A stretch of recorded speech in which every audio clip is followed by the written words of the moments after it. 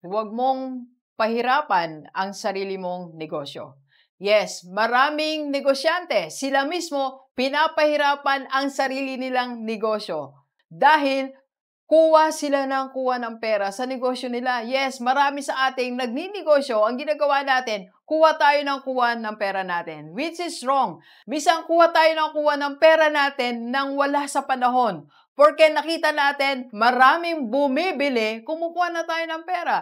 Pag nakita mong maraming umu-order, kumukuha na tayo ng pera. Mali po yun. Dapat nagkukompute ka muna. Ilang percent lamang ba sa net profit ang dapat mapunta sa'yo? Dapat alam mo yon. So, hindi ka dapat kuha ng pera sa negosyo mo. Kaya para hindi mahirapan ang negosyo natin. Paano natin maiwasan ang kuha ng pera sa negosyo mo nang wala sa panahon? Dapat bilang negosyante, hindi ka bili ng bili ng kung ano-ano. Hindi dapat ang focus mo ang pagbili. Dapat ang focus mo ang pag-aasikaso ng negosyo mo. At hindi mo rin dapat itaas agad-agad ang level of lifestyle mo. Ang itaas mo yung level of productivity ng negosyo mo. So sa atin po lahat, huwag mong pahirapan ang negosyo mo. Huwag kang kuha ng pera. Let's go, let's go.